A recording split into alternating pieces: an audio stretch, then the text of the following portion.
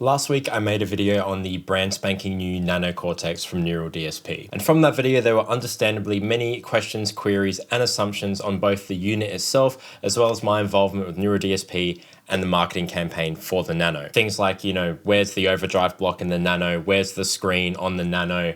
Who is the Nano really for? Why does it exist? And there were some people making comments on my video saying that, this video feels like a little bit of an advertisement, essentially saying that I'm only enjoying the Nano Cortex because I'm being paid to tell you that. And I want to use the Nano situation in its peak, I suppose, to, give my thoughts on those burning questions, to give you guys a clearer understanding on these types of arrangements between companies and content creators like myself, so that when you watch them, you can see them for what they are and then allow that understanding to give you a bit more information and get you to be more informed on your decisions when thinking about purchasing a product like the Nano Cortex. And no, Neural DSP is not paying me for this video, and it's not for the reason that you think, and we'll get into that a little bit later. Let's go over some of the hot topics on the Nano like I mentioned before, and yes, these are both things that I've seen in my own comment section as well as like general discourse online. I did touch on these things a little bit in my original video, but I did not go anywhere near as in depth as I'm about to go in right now, because honestly, I think it would have just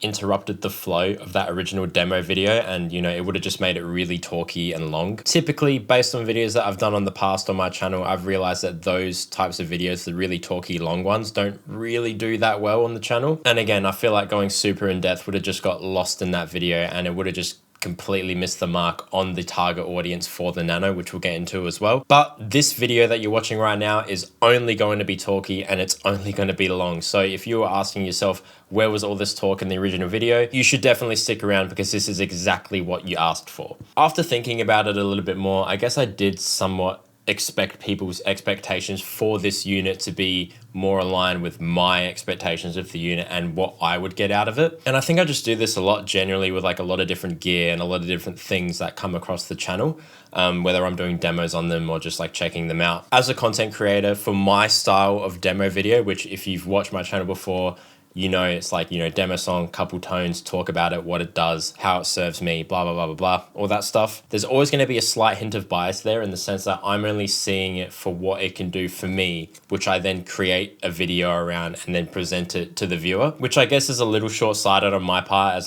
most people won't have the same thought process as me. I shouldn't expect everyone to think the exact same way that I do. But that's why now this is a perfect opportunity to bring those questions to light and, talk about them, give my thoughts on them and how they fit overall in my scenario. So, no overdrive block. Now, this is definitely something that when receiving the unit, I did think was a little bit strange. And I do understand people's initial frustrations without that feature in the Nano Cortex. However, the more that I think about it, the more that I understand why Neural may have chose to leave that feature out of this unit in particular. Which is why in the original video, I did mention multiple times that, you can use overdrives, just you need to make a capture of it going into an amp, which would just eliminate the need for an overdrive block in the first place, which in my case is actually very ideal, since I'm very, very picky with the overdrive amp combinations that I do for specific tones, as well as the settings that I would dial them in. For example, if I'm using something like my really, really low tune double drop D 8-string guitar,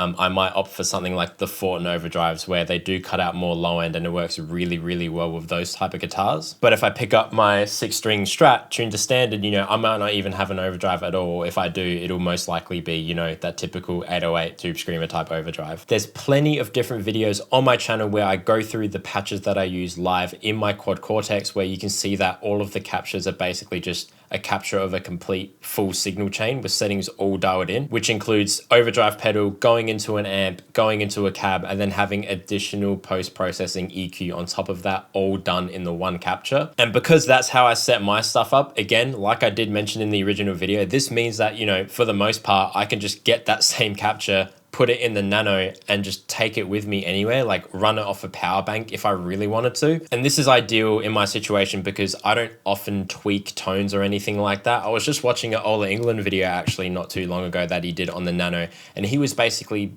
asking himself the same question, because he has everything very, very set in his tones. He doesn't really like to change it. Once it's done, it's done. Could he just take those captures and put them in the Nano? I think it's fair to say that I'm a little bit anal when it comes to the consistency of like my playing and the tones and recordings and guitars and all that stuff. You know, all these guitars, like most of them have Evertune. They're all set up with the same pickups, with the same pickup height, and all the actions are the same and all the setups are the same. I make captures using the exact same guitars going through the exact same tone for the exact same song, and it's all very, very orchestrated. And I suppose that's why the lack of overdrive block within the Nano didn't really faze me that much, because for me, a lot of that stuff is very much baked into the captures. However, I do imagine that the lack of overdrive block has something to do with the next thing that people have been quick to mention when they see stuff on the Nano, which is the fixed signal chain. I did go over the fixed signal chain pretty extensively in the original demo video. You know, I went through every single part of the signal chain from gate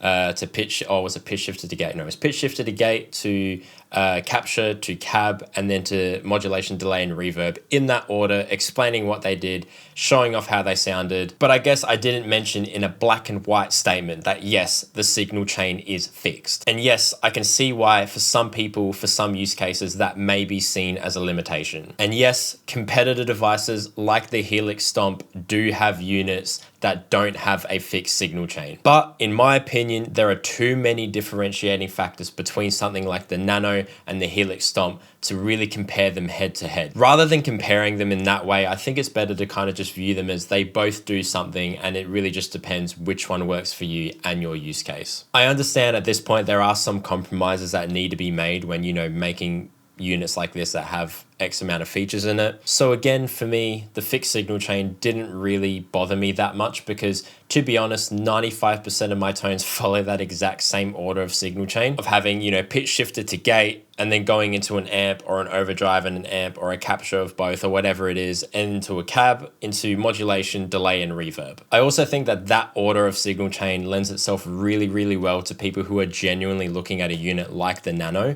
If you do want more flexibility with the other features that the Nano offers, I feel like you're then going beyond the target market for something like this. I'm not super picky with my post effects. I just want, you know, a delay and a really nice sounding reverb. And I did mention in the original video that the Mind Hall reverb block that's in the Nano, which is taken from the Quad Cortex, is one of my favorites within the Quad Cortex. I think that one sounds really, really good. And I was just stoked to have it in this. All of that aside though, I think the major reason why Neural may have implemented a fixed signal chain within the Nano rather than, you know, being able to move the blocks around like a Helix Stomp or something like that, is the fact that the Nano does have gapless switching. And that is a feature that is lacking from devices both cheaper in price than the Nano and slightly higher in price, you know, with things like the Tone X and the Helix Stomp. So I think this feature within the Nano makes it sit very well within the price point of its competitors. For me, gapless switching is a massive deal, and it's basically a non-negotiable, especially when playing live. Obviously, I don't know exactly how Neural are pulling off, you know, gapless switching within the unit. I'm not a software developer. I do have an IT degree, but I'm not in the boardrooms in Helsinki, Finland when they're talking about making this stuff. But I do imagine that has something to do with the fact that the signal chain in the Nano is again fixed. And because the signal chain is the same and it's fixed in no matter what preset or patch that you're using, the processor within the Nano could most likely just keep those processors running in that series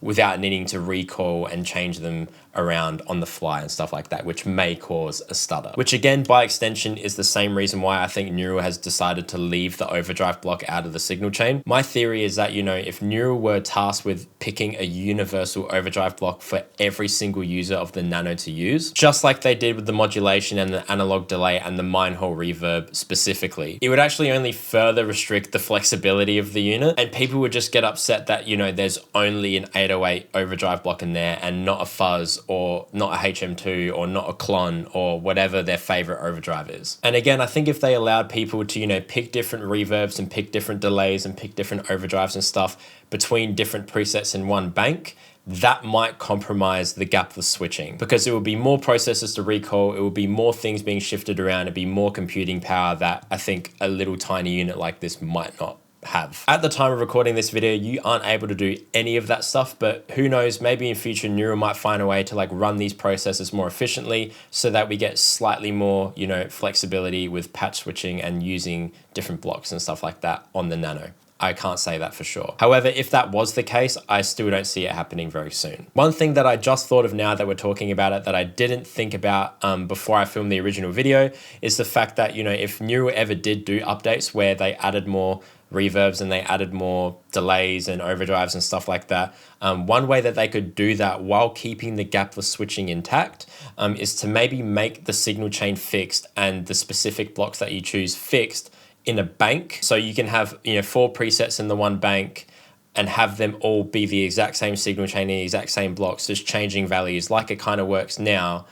So then that way you can keep the gapless switching intact. And then that way there would only be like a gap or a tiny little stutter when you're switching banks rather than presets. So if you're going from one preset in one bank that has one signal chain into another preset from another bank that has another signal chain and another bunch of processors to recall, that might give you a gap, which is understandable, I think. We can talk about that stuff all day, you know what I mean? I love talking about that nerdy stuff, don't get me wrong. I love gear. I love discussing CPU usage on modelers and all that stuff, and how the processors run and this effects block and that effects block. But I just feel like the more that we talk about that stuff and the more that we get really in depth with that super nerdy type of talk, the more we're just distancing ourselves from being the target market of something like the Nano in the first place. What we're talking about right now is really nerdy stuff. Like, it's very in-depth, and it might not seem that way because, again, what you see online, in these YouTube comment sections, in those Facebook groups, in gear forums and stuff like that, it seems like everyone is thinking the same thing. But I think it's important to recognize that just like any other industry with any other type of product, there is still a massive just portion of the market that does not think about or care about any of this stuff. They don't go in YouTube comment sections, they don't go on forums, they don't go in Facebook groups to, look at stuff when it gets released and talk about stuff and, discuss things and stuff like that. Like, there's just a massive portion that does not do that and does not care. I'll give you a story. So on the weekend, I was at my friend's brother's 21st and I was speaking to their uncle who plays guitar, and, you can picture the dude, like, mid-age, plays in a band every weekend. It's a cover band. They play really good stuff. He loves Gibsons, love Marshalls. And we were talking about, what guitars we use and what gears we use. And I started talking about the Quad Cortex, and I started talking about, tuning lower than drop D. And I started talking about the fact that I use 7-string guitars and, I play Jacksons and stuff like that. Things that you think most people in this space and most people that are using modelers and stuff like that would know about and would care about and would at least acknowledge that they know that they exist. And I kid you not, he looked at me with a face as white as a ghost and just said, I have no idea what you're talking about. I have a head rush pedal board, and all I do is just trial dial in tones that match the songs that we play live. I don't do anything else. That's it. Even I barely know how to do that. And that was a massive, massive wake up call for me because, even though this is a guy that is literally using digital gear every weekend, he had no idea about any of the stuff that I was talking about or any of the stuff we've been talking about in this video, like CPU processors and switching blocks and lanes and all this stuff. Those guitarists, that go into the local shops and try stuff out and buy stuff on a whim, they make up a very large portion of the market, and they will never, or most likely never, have the same amount of knowledge or thirst for knowledge rather that we do, the people that both create and watch videos on new stuff that gets released on day 1, day 2, day 3, or whatever it is. Little side note, like, one really cool comment that I saw on a Facebook group, I think it was like a Neural DSP Quad Cortex user group or something like that, was someone mentioning that it would be cool if the Nano could be plugged into the Quad Cortex directly and just used it as like a DSP slave so that your QC patches can be more powerful. I think that's a really, really, really cool idea. And if Neural DSP is watching this right now, I assume that they are, please find a way to make that work because that would be absolutely insane. But again, like, this is a comment and this is like a concept overall, like the fact of using this as a DSP slave or whatever, that's something that would get lost on a good chunk of the target market for something like the Nano. They most likely wouldn't understand that, and we shouldn't expect them to understand that either. If you understand that, then power to you, know what I mean? You know more about products, you know more about what you want out of your setup and your playing. So either way, going back to the topic at hand, for me, what works most of the time, this signal chain works really, really well, which is why I wasn't really bothered by it when I got the unit in the first place. And the last burning question that I wanted to touch on, I suppose, is who is the Nano for? I've seen people quick to mention, that they don't really have a use for the Nano and they don't see much use for it because, people that are genuinely looking at a Nano don't have really expensive boutique amps to capture in the first place, so therefore the capture option is a bit useless and they could have just released a capture player for cheaper. Or the fact that this only does the captions and it doesn't do amp modeling, or it doesn't have the plugins on there, or whatever it may be. My thoughts on this are pretty clear. Like if you're someone who, you know, saw this get released and you were upset that it wasn't, you know, a dual cortex or whatever, like a half cortex where it ran plugins and it did amp modeling and it had a screen and it had way more input output stuff. If you were waiting for those things and then it wasn't in the product that was unveiled, I just think the Nano was never made for you. Because again, if you're part of that camp, like it wouldn't be a stretch to suggest that you know exactly what you're looking for and you're very educated on features of different amp modelers and different you know, capture players and stuff like that. So that way you can find one that suits your needs. The Nano did not appear overnight, man. I remember back in like January of this year, which was around NAMM time, there were rumors going around of new neural hardware existing. And, you know, there were people around me, very close to me, literally sleeping in the bed next to me, who were involved with the Nano and knew what it was, but they could not say what it was because they signed NDAs. I'm looking at you, Jacob Umansky. But I imagine that before that point, Neural would have seen the success of something like the Tonex, where, you know, it does captures, or it doesn't do captures, it plays captures, and, you know, it's just a very small form factor rather solution to, you know, having more tones on a pedal board. I imagine that Neural would have saw that and just went, yeah, we can enter that market with our technology. I've seen a lot of comments saying, you know, you could just get a Tonex for cheaper. Why do you need to get a Nano? And personally, I never really got on board with that comparison because I don't think it's really fair to compare the two, because I think they're two very different products. The Nano actually allows you to capture things onto the unit, whereas the Tonex is simply just a capture player. Like you need another unit, the Tonex capture box, to capture things, which, you know, when you get the pedal and that box, it ends up being close to the price of a Nano anyway. The process is slightly longer, it's a little bit more tedious, and, you know, the barrier to entry of doing something like that with that process is a little bit more hands-on than just simply plugging something into the Nano and have it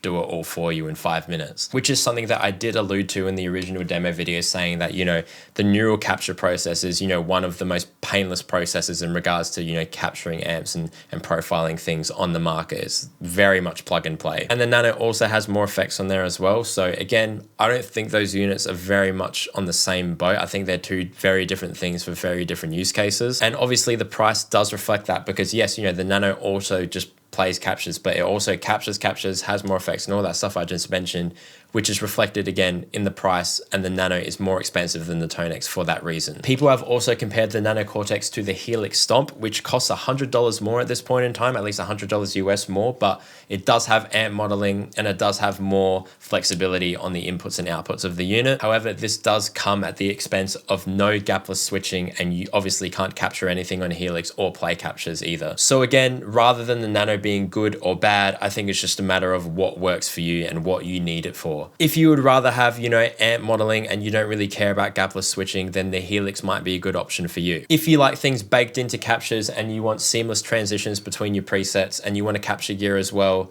the Nano is probably a better option than the Helix, because they don't do that, right? They're completely different. I've seen comments again about, you know, no one has gear to capture, so it makes the capture function in the Nano a bit useless or whatever. Again, I think this is more of a target market thing rather than it being a bad or a good decision. It might be a bad or good decision for your use case, but for example, for me, I really like the capture stuff that I can do with the Nano, because I don't have amps. Like, I don't have a tube amp. I don't own one. I've never owned one. I've borrowed some, right? But I've never owned a tube amp.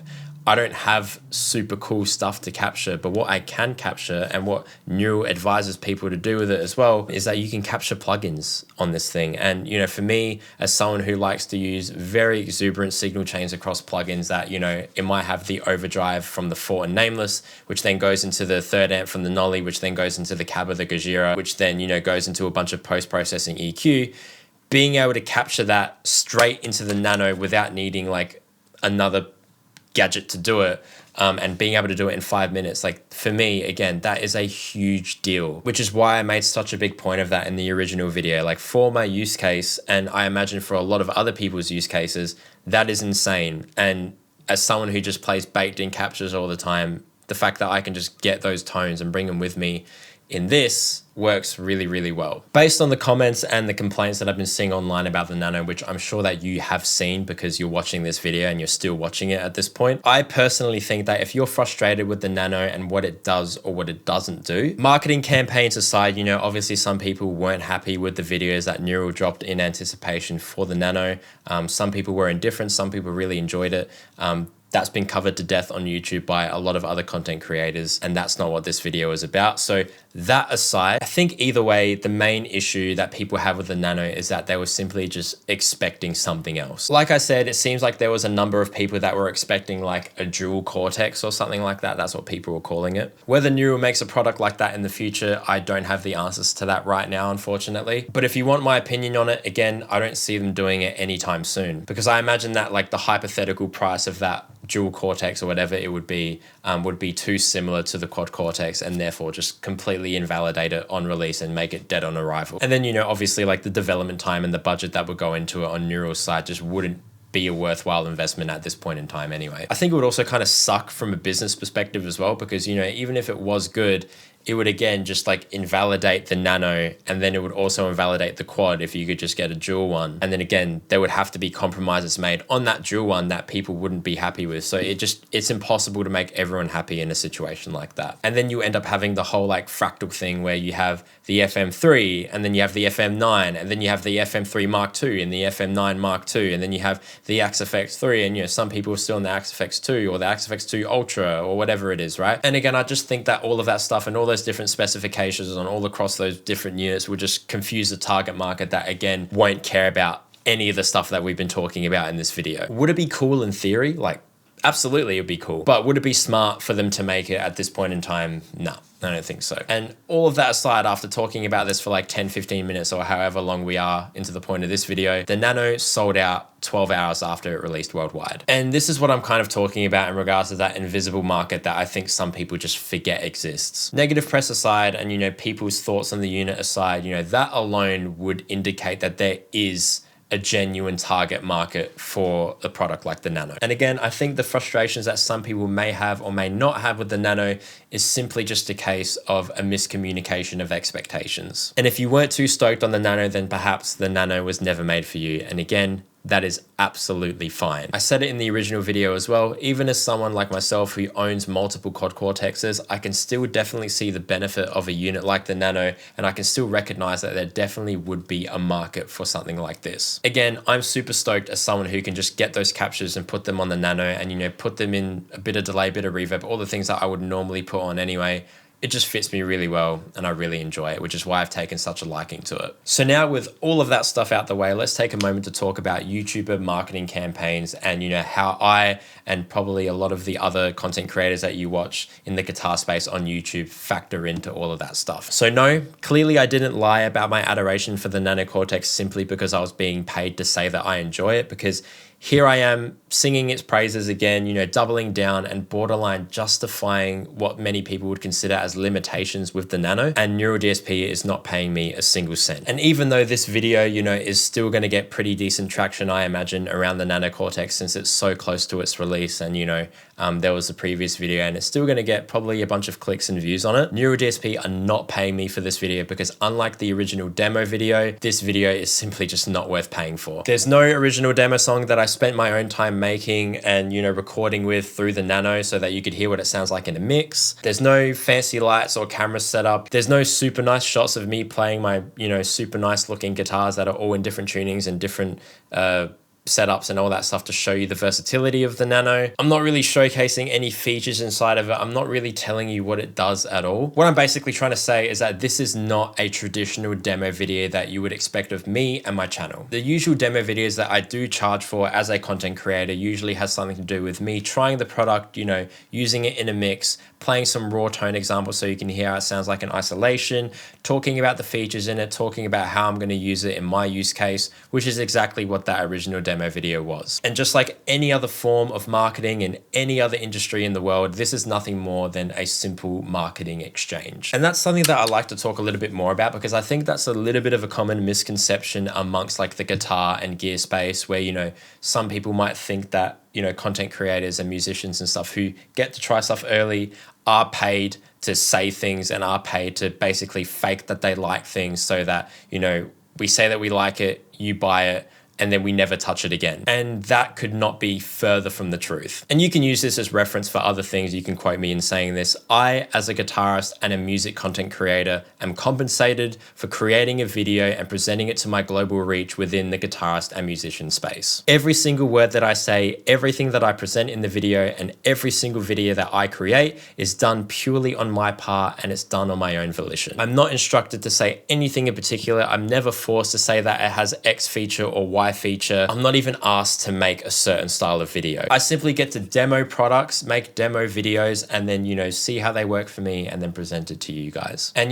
with X amount of subscribers and X amount of viewers, if the stats are correct, you are most likely a 20 to 40-year-old male, possibly in, major American cities or, major European countries, who are watching this video right now, and you are most likely a guitarist or at least a musician who is interested in gear and interested in digital solutions in particular. I am compensated as a content creator because the product that I'm showcasing, in this case, the Nano, fits that demographic almost too well. From a personal perspective, if I didn't think it would be worth making a video for the channel, if I didn't think it would do well and I didn't think you guys would care about it, if I didn't think that I wouldn't get views, I just simply wouldn't waste my time doing it. Life is way too short and way too busy for me to waste my time, learning new gear, writing a demo song with it, mixing it, mastering it, writing a video script, filming it, doing a bunch of different takes, doing a bunch of different angles, editing that all together, along with everything else involved, out, around, and in between that process, to then just lie about my adoration for things that I don't believe in and products that I don't think would be cool to at least use my platform to, show to people like you who then might be interested in it because it might serve you well. One thing to note, that because of this arrangement that is,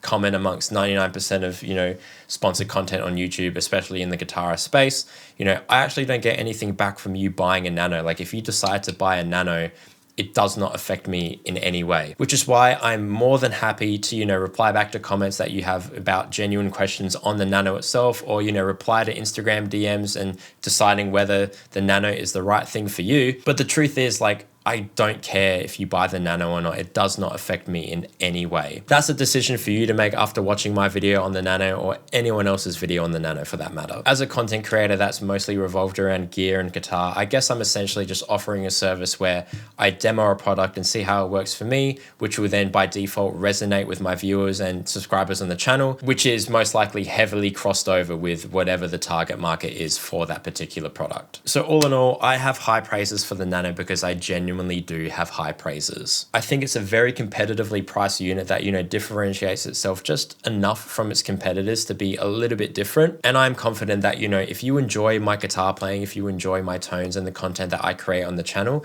I can imagine that you would find some enjoyment in using something like the Nano. It's just up to you to decide whether that's worth your investment or not. So that is what I genuinely think about the Nano Cortex, and as you can probably tell, it's what I've always thought about the Nano Cortex. But again, as you can probably tell, it wouldn't have been very practical to put this amount of talk and this amount of in-depth conversation in that original demo video. If you do want to see stuff like this in the future and you genuinely are interested in just general discourse around products when they come out and, really getting into the nitty-gritty of stuff like we did in this video, please let me know in the comments. Please let me know that you are interested in this type of content, because there is a reason why I don't do it too often. But if you can change my mind, then I will most likely start doing it. I hope that this video cleared up some questions from the original Nano video, and I hope that it also gave some transparency on, the content collaborations between musicians and companies. Thank you for watching. As always, I hope you learned something that you didn't know, and I'll catch you guys next time. Peace.